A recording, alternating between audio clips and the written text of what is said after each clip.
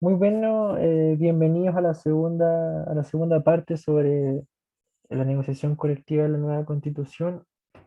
En esta parte vamos a analizar ya de lleno un análisis comparado sobre las legislaciones de negociación colectiva a nivel latinoamericano.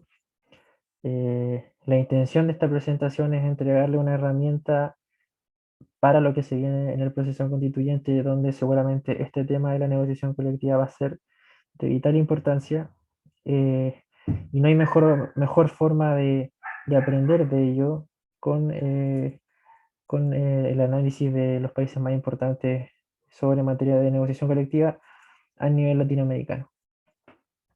Para poder adentrarnos primeramente sobre esta materia, vamos a tratar los tratados internacionales, eh, o los convenios más importantes que están considerados a nivel latinoamericano.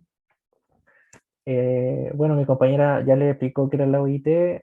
Esta es una organización internacional del derecho del trabajo donde muchos países están adheridos, uno de esos es Chile.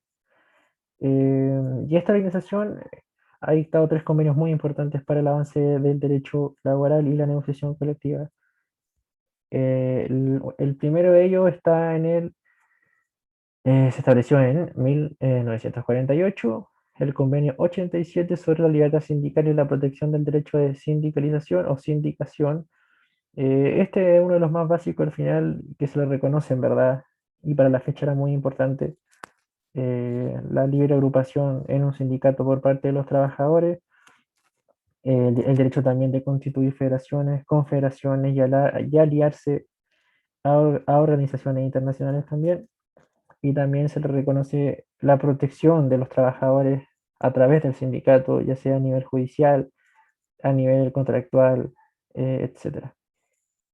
El segundo convenio muy importante, el número 98 de 1949, este establece el derecho de sindicalización y de negociación colectiva propiamente tal. Eh, Aquí se le fomenta o se permite a los sindicatos poder ejercer este derecho de negociación colectiva frente al trabajador, pues, perdón, frente al empleador y representando a sus trabajadores. Y también se busca fomentar por parte de los estados este ejercicio de la negociación colectiva y de los sindicatos. Y el tercero es es el convenio, perdón, número 154 sobre el fomento de la negociación colectiva propiamente tal. Este ya es una extensión mucho más desarrollada del convenio número 98, ya que establece que la organización sindical no solamente va a poder tener el carácter de empresa, sino que también puede y debe tener el carácter de rama o de actividad económica al momento de organizarse. Esto quiere decir que el sindicato no solamente va a ejercer sus funciones de sindicato a nivel de empresa, sino que también lo puede hacer a nivel de rama, de área, de ocio o de actividad económica. Y eso permite, por ejemplo, o permitiría, por ejemplo, que un grupo de artistas callejeros, por compartir una misma rama, armen un sindicato y se defiendan de forma autónoma. O que también ya hacerlo un poco más, mucho más amplio, que un grupo de profesores a nivel amplio, nacional o a nivel regional, armen sindicato y se defiendan a nivel contractual contra sus empleadores. Eh, bueno, ¿qué pasa con la vigencia de estos convenios, no? En el caso de Chile, Chile solo ha ratificado los dos primeros convenios que mencionamos, que son el 87 y el 98. En el caso del 154, que como dije hablaba sobre la rama o la área de sindicalización, este aún no está reconocido por Chile.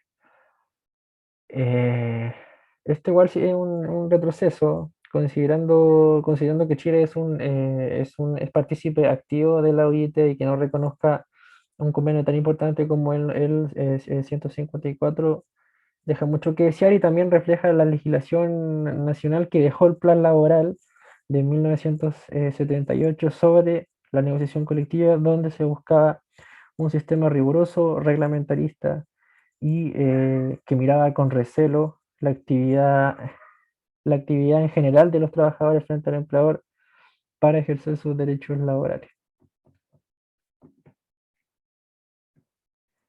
Ahora si hacemos un análisis comparado, eh, nos dimos el gusto de establecer esta división para poder entender mejor los modelos que rigen a nivel mundial también.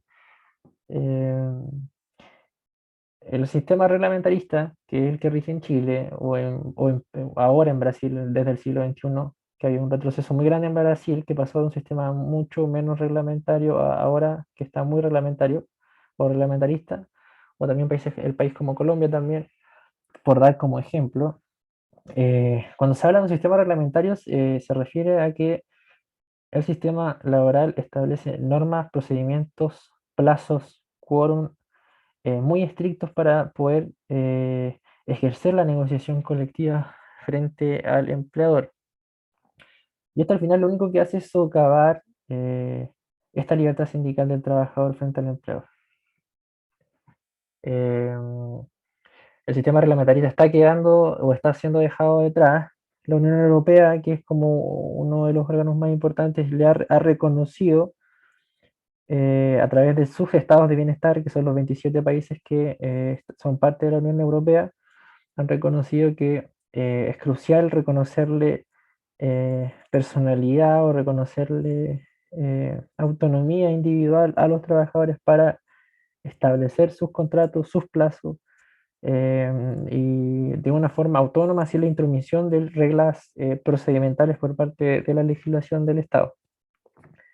Ese sistema de autorregulación es también que sigue Uruguay, que es uno de los ejemplos más importantes a nivel latinoamericano, que es necesariamente el ejemplo que vamos a tomar porque es uno de los países que más se asemeja a la realidad en Chile, y no solamente a nivel económico, también político y social. Si nos vamos al análisis comparado, perdón, entramos al modelo primero argentino. Este se caracteriza por reconocer la sociedad o la asociación sindical en base a la actividad o rama, que ya de por sí es un gran avance porque no solamente se queda a nivel empresa como si lo hace en Chile, por lo tanto se reconoce esta comunión de trabajadores si son de la misma profesión, si tocan el mismo o la misma área de producción, lo que hace al final entrometerse a los sindicatos mucho más de lo que se considera su empresa. Tiene un sistema piramidal el argentino, en la punta se encuentra la confederación, en la mitad la federación y al final el sindicato. Eh, y es muy importante mencionar esta estructura piramidal porque el artículo 31 de la Ley de Asociaciones Sindicales, que es específicamente la Ley 23.551, establece que solo la organización con personería gremial, perdón, es la que tiene la titularidad de la representación del interés colectivo y de negociar convenios colectivos de trabajo. Esto, aunque discutible, puede generar una traba importante al momento de poder negociar colectivamente, ya que solamente el gremio con personería gremial, perdón, que esto significa que tiene que representar al 20% del universo de trabajadores que pretende representar, o por ejemplo, si un gremio de profesores quiere representar a los profesores, tiene que representar por lo menos el 20% de aquello. Solo con este piso, con este quórum de participación, el gremio va a poder negociar colectivamente. Y esto al final igual puede ser una traba. Al fin y al cabo es un nivel muy grande de organización y de representatividad en verdad. La característica de los convenios colectivos en Argentina es que tiene una aplicación eh, que no puede ser más desfavorable el convenio colectivo al que establecen los contratos individuales de los trabajadores. Se entrega como esta garantía de protección a los trabajadores de que si pactan un contrato más favorable que un convenio colectivo, este no puede ser reformado. Eh, También estos convenios colectivos pueden tener carácter nacional, regional o de empresa, de actividad o de oficio, como se dijo, y mientras más representatividad tengan, más afectarán a los trabajadores, ya sean a nivel regional, a nivel local, a nivel comunal, etcétera. Todo depende al final de la representatividad del sindicato para poder afectar de forma positiva a los trabajadores con los contratos de negociación colectiva. Eh, eh, em, y algo muy importante, en Argentina se reconoce el efecto ultraactivo de los contratos o de los convenios colectivos. Esto es de vital importancia porque en Chile no existe este término, y esto significa que en Argentina, si un convenio colectivo deja de estar vigente, eh, este no va a quedar extinguido en su efecto. Eso significa que el contrato va a seguir rigiendo hasta que se realice uno nuevo. En Chile, por ejemplo, ocurre todo lo contrario. Al momento de que termina el plazo o la vigencia del convenio colectivo, este termina su vigencia, termina su efecto, en verdad. Más que su vigencia, lo que hace que los trabajadores queden en la misma situación en la que empezaron. Por lo tanto, en Argentina se establece ese piso mínimo de que si ya se estableció un convenio colectivo, este ya no va a dejar de regir. Incluso cuando no se crea uno nuevo al momento de que su plazo haya finiquitado o finalizado. Si nos vamos a Brasil, eh, aquí se reconoce a los sindicatos representatividad a nivel administrativo y judicial. Los sindicatos pueden ir a tribunales de justicia, pueden apelar, sentencias de carácter administrativo y pueden celebrar también acuerdos de negociación colectiva con los empleadores. Pero un detalle importante, al igual que Chile, en Brasil la negociación colectiva también se le puede delegar a los grupos negociadores. Como ya se sabe, los grupos negociadores son grupos que solamente se arman o se organizan para negociar colectivamente y después de ya haber realizado el contrato colectivo, estos dejan de funcionar. Ya no tienen ninguna otra función que solamente negociar colectivamente. Esta técnica que antes no se reconocía en Brasil y que es parte de la procedimentalización que está viviendo el país brasileño en el siglo XXI, buscó alejar a los sindicatos de este ejercicio que es al final natural o pleno del sindicato, que es representar a sus trabajadores en negociaciones colectivas y desarticular esas organizaciones sindicales, porque al final es mucho más fácil para un trabajador estar o organizarse en negociaciones en grupos de negociación de negociadores colectivos y después ya al final no tener mayor injerencia sobre la contingencia de la empresa o si se está respetando o no el contrato colectivo a largo plazo, lo que al final deja a los trabajadores en una posición mucho más desfavorable. En Brasil también se establecen curvas altísimos de constitución de sindicatos. eh, Se exige por lo menos la representatividad de un tercio de las empresas, sean individuales o no, lo que es altísimo. Eh, Todo con la tónica del siglo XXI. En Brasil se generaron muchas reformas que retrasaron los avances de la legislación brasileña.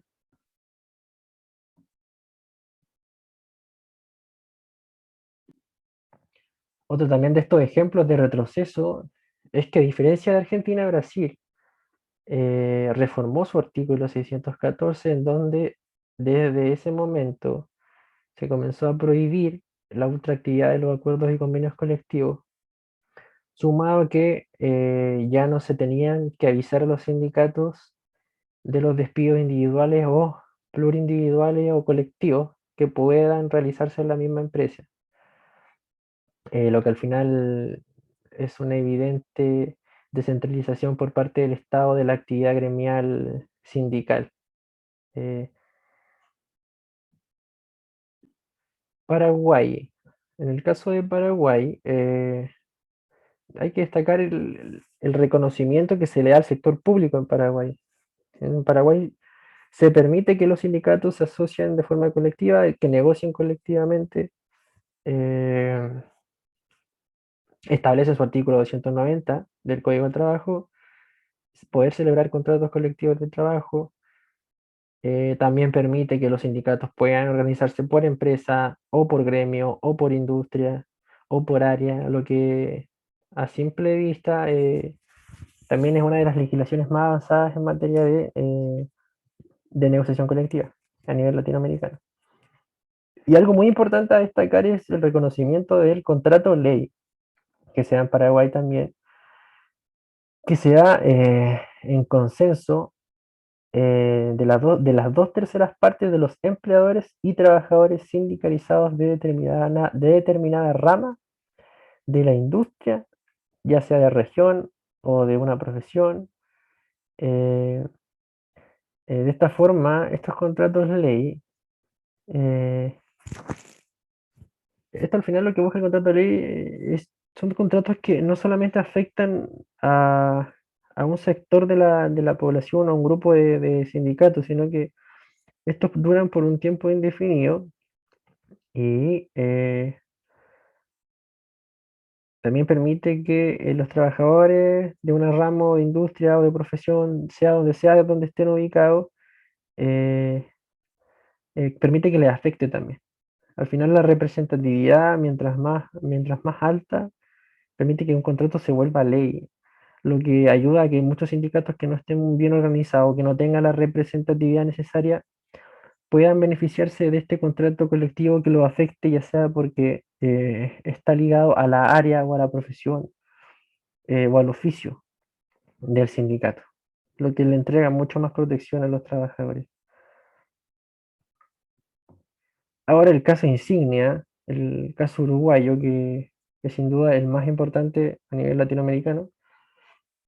A diferencia de los otros países, Uruguay presenta históricamente un moderado y escaso desarrollo regulatorio por parte del Estado sobre las relaciones colectivas de trabajo. Durante muchos años, sus principales fuentes de regulación fueron el convenio 87 y 98 de la OIT, que mencionamos al principio de esta diapositiva, ambos ratificados el 18 de marzo del 54.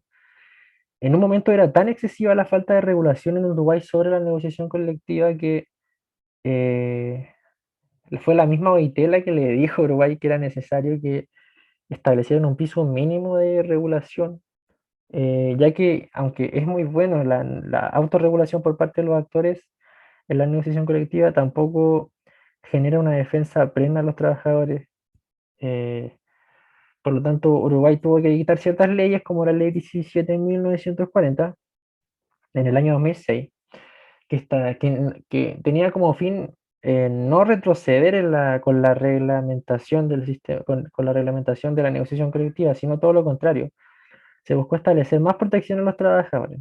Se estableció un fuero de piso para quienes estuviesen involucrados en la negociación colectiva, muy parecido al que estaba aquí en Chile.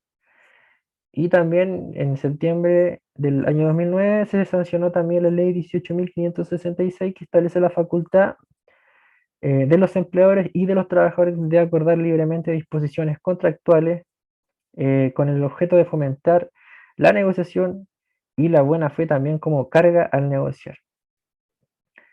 Al final lo que hizo Uruguay fue regular un poquito más su legislación laboral, pero no con fines procedimentales, sino que con fines pro trabajador y por la libertad sindical. Si vamos al análisis más profundo de Uruguay, existen dos consejos, dos órganos en verdad de vital importancia y que también explican por qué existe tanto desarrollo en la negociación laboral. Existe un Consejo Superior Tripartito en Uruguay que está compuesto por 9 delegados del Poder Ejecutivo, 6 delegados de las organizaciones más representativas de empleadores y 6 delegados de las organizaciones más representativas de trabajadores. Esto quiere decir que existe un consejo permanente eh, donde se representan a las tres partes del derecho laboral específicamente para poder establecer un diálogo constante que no existe en nuestro país, nunca ha existido, y que también explica por qué en Uruguay hay un avance tan significativo sobre la legislación laboral. Este consejo tripartito puede modificar el salario mínimo nacional de mutuo acuerdo. eh, También puede establecer qué empresas y qué grupos de empresas no entran en en ciertas ramas o áreas para poder negociar colectivamente. Al final hacen como esa clasificación tediosa de qué empresa es parte de cierta área y qué otra no. Y también asesora este Consejo Superior Tripartito al presidente en materia de derecho laboral, que es de vital importancia. Al final, no hay mejor conocedor del derecho laboral que el mismo trabajador que lo vive todos los días. Y otro órgano que es de vital importancia es la negociación colectiva bipartita. Eh, en este caso se establece un contacto directo entre el empleador y un grupo de empleadores eh, con una organización o varias organizaciones de trabajadores de forma directa. Esto es muy importante porque se permite que el empleador y el trabajador o grupos de ambos lados negocian colectivamente sin la intromisión del Poder Ejecutivo. Lo único que hace este órgano vital que es negociador y que es de carácter bipartito es que aquí se genera la negociación colectiva y no en el Consejo Superior Tripartito. El Consejo Superior Tripartito solo tiene un efecto de consenso a nivel nacional. En cambio, el órgano vital bipartito, establece un sistema directo entre el empleado y el trabajador para negociar colectivamente, y no solo a nivel de empresa. En Uruguay también se reconoce la rama o las cadenas productivas para poder establecer acuerdos de negociación colectiva.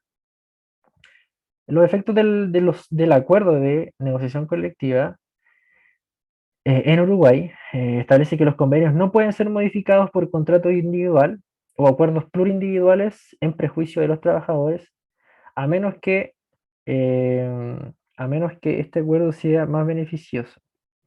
También se establece eh, que los convenios colectivos efectuados entre el trabajador y el empleador tienen efecto erga omnes.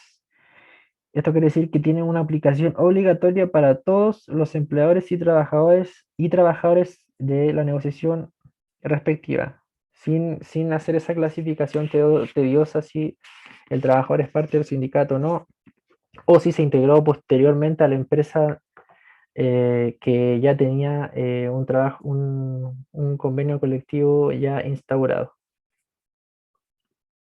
En cuanto al plazo del convenio, los convenios colectivos pueden ser ultraactivos, igual que en Argentina, cosa que ya no es así en Brasil, como se mencionó, tampoco como ocurre en Chile. Eh, y también un punto interesante es que pueden fijar libremente los métodos para solucionar las controversias durante la aplicación del contrato, ya sea por arbitraje, por conciliación previa o por procedimientos de información o consultas. Bueno, ahí tenía una diapositiva la negociación colectiva bipartita. Igualmente, el material va a estar subido en el mail y también en el material escrito, de forma mucho más detallada, de hecho. Y la conclusión, bueno, indudablemente en el proceso constituyente que estamos viviendo ahora es de vital importancia tomar un posicionamiento sobre la materia de libertad sindical y específicamente la de negociación colectiva, considerando lo atrasado que estamos por el plan laboral instaurado por la dictadura militar en 1978. Y en base a eso, la conclusión puede considerar muchos aspectos. La primera es que el sindicato al final, eh, si queremos que sea un ente contingente y que se relacione no solamente en el ámbito de empresa, sino que también en la defensa general del trabajador, no puede estar compitiendo directamente con los grupos negociadores, porque el grupo negociador al final puede que cumpla muy bien su función, pero al final, cuando se ejerce o se aplica el contrato colectivo, este grupo negociador desaparece.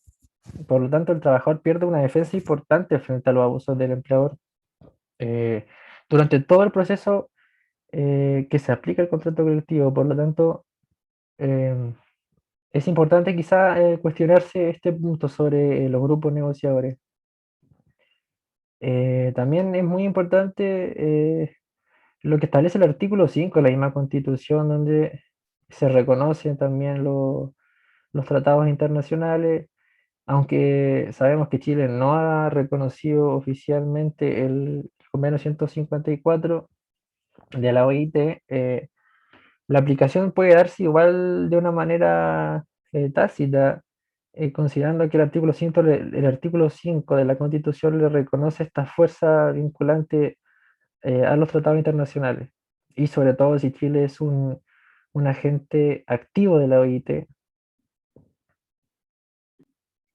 Dado este proceso constituyente histórico, nos quisimos dar el lujo como equipo quizá entregar una definición de lo que podría o de lo que podría decir una futura constitución sobre la negociación colectiva.